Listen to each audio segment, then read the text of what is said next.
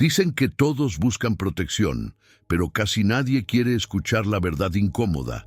Muchos corren detrás de soluciones humanas, mientras ignoran el único lugar donde la liberación es real. Suena fuerte, ¿verdad? Pero lo curioso es que quienes descubren este secreto viven con una tranquilidad que parece prohibida en tiempos caóticos. Y lo más sorprendente es que no requiere años de disciplina ni rituales complejos. Es algo tan directo que la mayoría pasa de largo sin verlo. Un camino de esperanza, confianza y restauración que transforma incluso a quienes ya se sentían al borde del colapso. Y sí, todo empieza en un salmo que muchos leen, pero pocos entienden. Él siempre comenta que cuando las naciones se llenan de soberbia, creen que pueden romper lo que Dios estableció, pero al final, cada plan humano, sin la presencia divina, pierde fuerza. La gente corre detrás de poder y termina vacía, sin liberación, sin protección, pensando que controla lo que nunca controló. Dice que es como ver a un niño intentando mover una montaña con una pala de juguete. Mucho ruido, pero nada real. Por eso invita a observar cómo la salvación de Dios trae victoria incluso cuando todo alrededor parece caótico, recordando que la verdadera autoridad no depende de mayorías humanas. A veces cuenta la historia de un empresario que acumuló riqueza, pero vivía sin esperanza. Tenía influencia, pero no paz. Y ahí uno entiende, el poder humano es frágil, mientras que la transformación del cielo es firme. Cuando la soberbia domina, la restauración nunca llega. Él insiste en que la humanidad crea estrategias, alianzas, conspiraciones, pero ninguna puede frustrar lo que Dios estableció. Es como invertir en acciones sin analizar o sin confianza. Parece promesa, pero vira pérdida. Sin la guía divina, todo se desmorona rápido. Repite que todo intento de reemplazar a Dios acaba en frustración. Las naciones se elevan, pero sin su presencia caen. Y si alguien quiere aplicar eso hoy, puede comenzar reorganizando prioridades, leer libros como El hombre en busca de sentido o Piense y hágase rico, que despiertan claridad espiritual. Cuenta que cuando una persona decide ignorar a Dios, es como un reino dividido, fuerte por fuera, pero inestable por dentro. No importa cuánta influencia tenga, sin esperanza no hay milagro que la soberbia pueda producir. Él siempre sonríe cuando lo explica, porque sabe que la verdad libera. También explica que quemar energía peleando contra el plan divino solo cansa el alma. Es como remar contra la corriente sin chaleco de protección. Tarde o temprano, uno se rinde. Y es justo ahí donde Dios inicia su transformación, mostrando que su camino siempre fue superior. Dice que las naciones pueden rugir, pero su rugido no mueve el cielo. Dios no pierde el control. Quien comprende eso, vive con más calma, más confianza. Incluso recomienda ejercicios simples, como anotar cada día 3 momentos en los que sintió la presencia divina. Eso fortalece el corazón. Él comenta que a veces oímos discursos grandiosos, revolucionarios, pero sin raíz espiritual. Parecen fuertes, pero carecen de salvación y restauración. Y al final, todo se diluye. Por eso, invita a mirar más allá del ruido humano y reconocer dónde está la verdadera fuente de victoria. Y mientras describe esa rebelión inútil, deja caer una frase casi en secreto. Es curioso, cuanto más los hombres se levantan, más claro se vuelve quién reina de verdad. Y esa pista abre el camino para entender lo que viene después. Porque desde los cielos alguien observa todo con serenidad. Él siempre dice que, mientras los hombres se desesperan, Dios ni siquiera se inmuta. Desde lo alto, observa cada conspiración como quien mira una tormenta incapaz de alcanzarlo. Su presencia trae una calma profunda, una protección que ningún enemigo puede romper. Comenta que Dios no reacciona con miedo, porque el miedo pertenece a quienes no conocen la salvación. Él gobierna con dominio absoluto y su autoridad produce victoria aun cuando el mundo parece desordenado. Es como un capitán experto enfrentando turbulencia sin perder el control. A veces cuenta la historia de una mujer que vivía rodeada de deudas, críticas y dudas. Pero cuando entendió que Dios reina por encima de todo, su corazón experimentó transformación. Los problemas seguían, pero ella recuperó la esperanza que la sostuvo en medio de todo. Dice que Dios ve el mapa completo, mientras nosotros apenas distinguimos un pequeño fragmento. Por eso insiste en cultivar confianza, esa que reconoce que ningún plan humano supera la restauración que Él trae. A veces hasta se ríe diciendo, ¿cómo podrían intimidar al que controla el tiempo y el viento? Él suele dar ejemplos simples. Cuando alguien se siente presionado en el trabajo o atacado injustamente, puede hacer una breve oración. Señor, necesito tu protección ahora. Parece pequeño, pero abre espacio para un milagro silencioso que fortalece más de lo que se imagina. Comenta que Dios reina sin prisa, pero jamás llega tarde. Cuando Él interviene, todo encuentra su lugar. Es como invertir en algo sólido en vez de seguir rumores, estabilidad pura. Su autoridad no tiembla, y eso regala una paz que nada terrenal puede copiar. Él bromea diciendo que, si Dios tuviera un trono visible, jamás lo veríamos tambaleando. Su dominio es firme, lleno de transformación y salvación. Cada movimiento del mundo está delante de sus ojos, y aún así, Él permanece sereno, como quien ya escribió el final de la historia.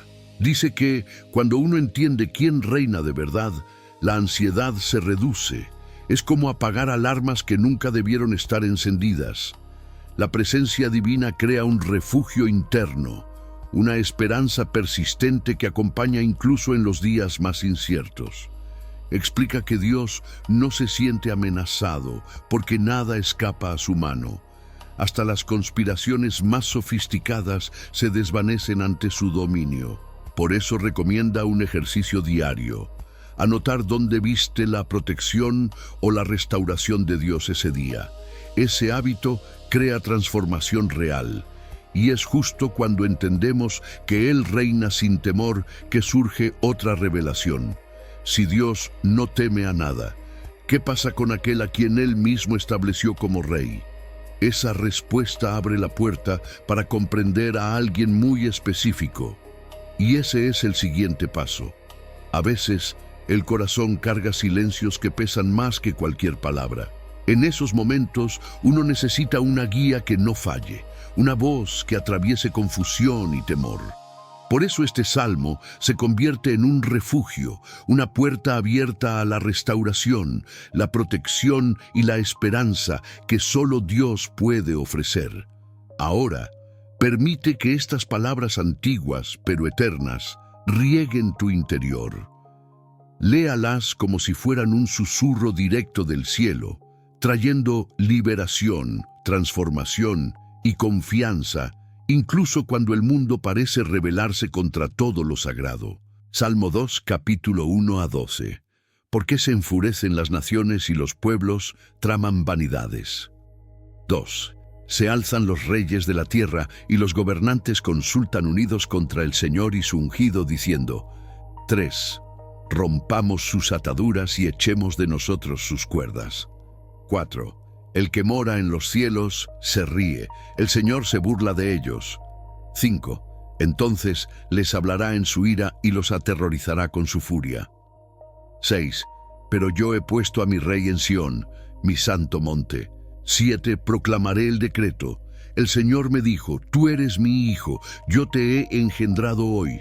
8. Pídeme, y daré a las naciones tu herencia, y a los confines de la tierra tu posesión.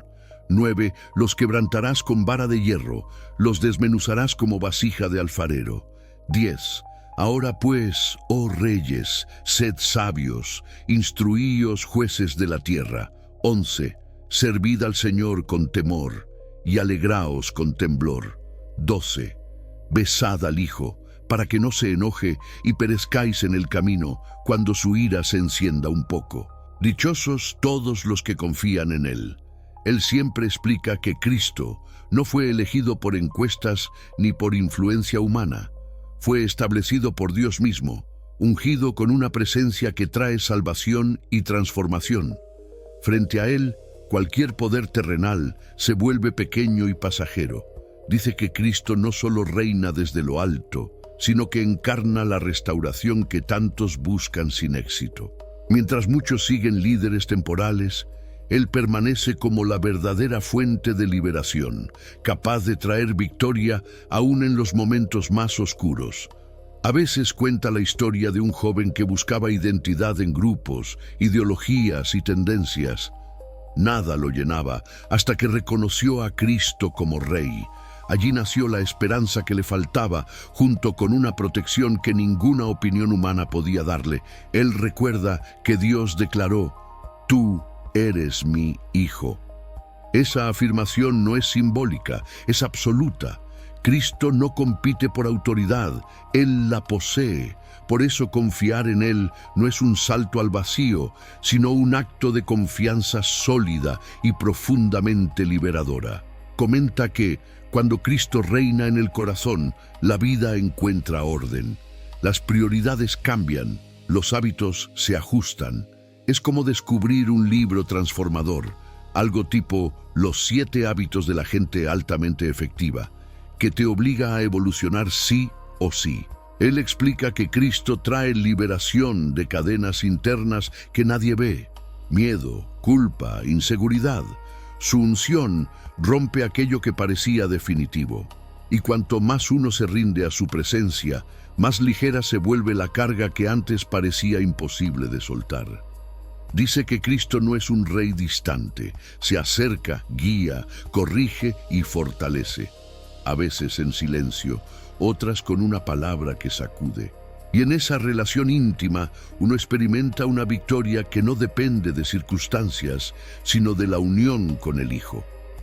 Comenta que, cuando alguien recibe a Cristo como Rey, su vida adquiere rumbo. Es como instalar una nueva brújula interior. La transformación comienza de manera suave, pero real, y poco a poco la restauración ocupa espacios que antes pertenecían al miedo. Él bromea diciendo que Cristo no reina como aquellos líderes que prometen más de lo que cumplen. Cristo cumple todo. Y quien se entrega a Él recibe un regalo raro hoy: confianza auténtica, de esa que sostiene incluso en los días silenciosos. Y mientras describe al Rey ungido, Él deja caer una frase que siempre abre un nuevo capítulo: si Cristo es Rey, entonces algo inmenso fue puesto en sus manos. Esa pista nos conduce al siguiente tema: la herencia que abarca todas las naciones. Él siempre dice que la herencia que Dios entrega a su Hijo no es simbólica, es total. Las naciones, los reinos, los confines de la tierra, todo está bajo su autoridad. Esa presencia soberana trae salvación, liberación y una restauración que ninguna fuerza humana puede igualar. Comenta que si Cristo recibió toda autoridad, entonces su victoria no es negociable, es un decreto eterno. Por eso uno puede caminar con confianza incluso cuando el panorama se ve incierto. Nada escapa al dominio del Hijo. A veces habla de un hombre que vivía con la sensación de no pertenecer a nada, pero cuando entendió que Cristo gobierna sobre todo, encontró esperanza. Y ese simple reconocimiento produjo una transformación profunda en su identidad y en su forma de vivir. Él explica que a Cristo le fue dada una herencia sin límites. No importa cuán lejos estén los confines del mundo, cada lugar, cada cultura, cada alma pertenece a su gobierno. Eso trae una protección invisible incluso cuando uno siente que camina solo. Comenta que si uno quiere aplicar este principio, puede comenzar aceptando la autoridad del Hijo en áreas personales, decisiones, hábitos, relaciones. Igual que cuando alguien revisa sus inversiones para evitar pérdidas, revisar el corazón trae restauración inmediata. Dice que a veces pensamos que la vida está dividida en lo de Dios y lo nuestro, pero Cristo no recibió una parte del mundo, recibió todo. Y cuando uno comprende eso, la transformación interior se vuelve inevitable. Es como ver un mapa completo por primera vez. Él cuenta que muchos tentan controlar o futuro com ansiedade, mas esquecem que Cristo possui a herança que molda todos os caminhos. Quando se entrega isso a Ele, a alma respira. Surge uma esperança que parece inexplicável, mas totalmente real. Explica que a autoridade do Hijo não oprime, liberta. Ele governa com justiça, com misericórdia, com salvação. E quem abre espaço para esse governo experimenta uma proteção que não depende de circunstâncias, mas da presença do próprio Rei. Él gosta de lembrar que se Cristo heredou todo, entonces não há território donde su victoria não pueda manifestar-se. Eso significa que hasta los lugares más oscuros, emocionales o espirituales, pueden recibir restauración, aunque parezca imposible. Y mientras describe esa herencia ilimitada, él deja caer una pregunta suave. Si el Hijo recibió todo, ¿qué debería hacer el ser humano ante un Rey tan grande? Esa pregunta abre el camino para el siguiente tema: la sabiduría de honrar al Hijo. Él siempre dice que la sabiduría empieza cuando uno reconoce quién es el Hijo. Servirle no es perder libertad, es recibir restauración y liberación donde antes solo había confusión. Honrarlo abre puertas que el esfuerzo humano nunca logró abrir. Comenta que quienes honran al Hijo caminan con una protección distinta. No es ausencia de problemas, es presencia constante. Esa presencia sostiene, guía y trae confianza incluso cuando la vida se llena de nubes. A veces cuenta la historia de una mujer que decidiu entregar suas escolhas a Cristo. Em semanas, ela experimentou transformação emocional que anos de tentativas humanas não produziram. Honrar o Hijo não é teoria, é prática que gera vitória. Dice que servir al Hijo significa aprender a escuchar su voz antes de reaccionar. Por ejemplo, antes de tomar decisiones financieras, emocionales o familiares, uno puede preguntar: Señor, ¿qué te honra más? Ese pequeño hábito trae salvación de muchos errores. Él comenta que honrar al Hijo no es levantar la cabeza con arrogancia, sino inclinar el corazón con humildad. Y esa humildad abre espacio para restauración profunda. Como cuando uno limpia un cuarto que llevaba años cerrado, entra luz, aire y nueva esperanza. Suele decir que la sabiduría no está en saber mucho, sino en reconocer quién gobierna. Cuando uno honra al Hijo, sua victoria começa a aparecer em detalhes do cotidiano. Uma conversa que muda tudo, uma oportunidade inesperada, uma liberação interna silenciosa. Él insiste em que honrar al Hijo também implica imitá-lo, praticar perdão, generosidade e verdade. Si alguien quiere empezar, puede escoger uma ação diária simples: enviar un mensaje de agradecimiento a alguien, doar algo o pedir perdón onde falló. Eso cría transformación real. Dice que quienes sirven al Hijo viven menos cargados, porque ya no intentan controlar todo. Esa rendición trae protección emocional, espiritual e incluso física. Y con el tiempo, nace una confianza firme que nada ni nadie puede arrancar. Comenta que la sabiduría de honrar al Hijo no pertenece a unos pocos elegidos. Está disponible para cualquiera que decida abrir el corazón. Y cuando uno lo hace, la salvación se vuelve parte del día a día, como respirar sin darse cuenta. Y mientras habla de esta sabiduría sencilla pero poderosa, él deja en el aire una invitación. Quien honra al Hijo nunca queda sin respuesta. Una frase que, sin decirlo directamente, prepara el corazón para un tema aún mayor, uno que pronto será revelado. Hay batallas que no se ven, heridas que no sangran, pero duelen. En esos días, uno necesita palabras que alineen el alma con la verdad eterna. Este salmo vuelve a recordarnos quién gobierna, quién protege y quién ofrece salvación incluso cuando las naciones parecen temblar. Deja que esta oración no sea solo leída, sino recibida.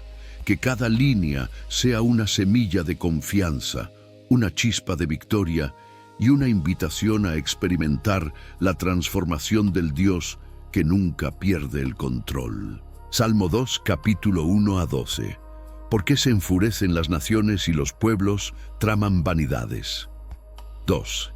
Se alzan los reyes de la tierra y los gobernantes consultan unidos contra el Señor y su ungido, diciendo: 3. Rompamos sus ataduras y echemos de nosotros sus cuerdas. 4.